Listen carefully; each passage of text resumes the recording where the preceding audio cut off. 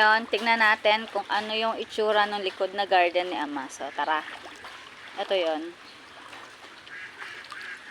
Tinaas na yan. Ayan. Pinataasan na yan. Pero lubog pa din. So, tara, akit tayo dito.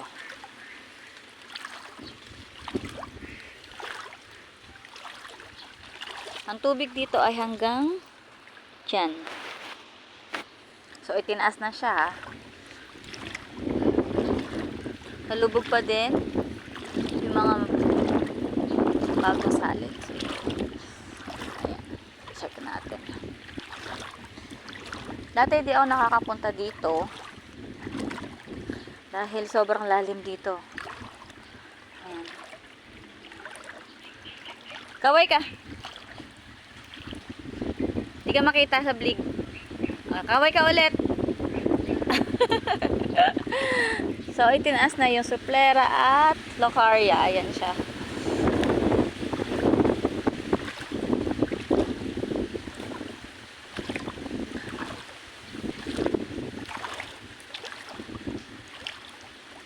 Ayan, may kames pa kami dun.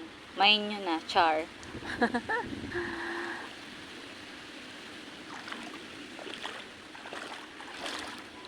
Tapos yung ibang halaman namin ay inilagay na dun sa garden. Ay, sa garden.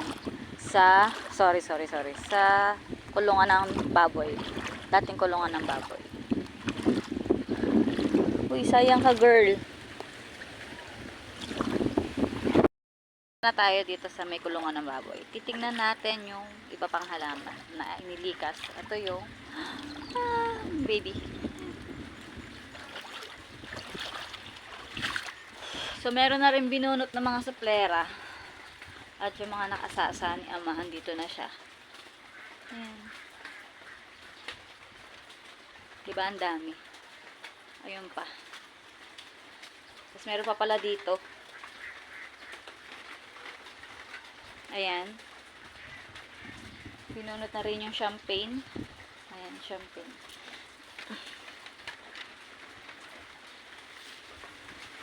So, yun lang guys. Keep safe everyone. Bye. Hello mga suke! Like, follow, and subscribe!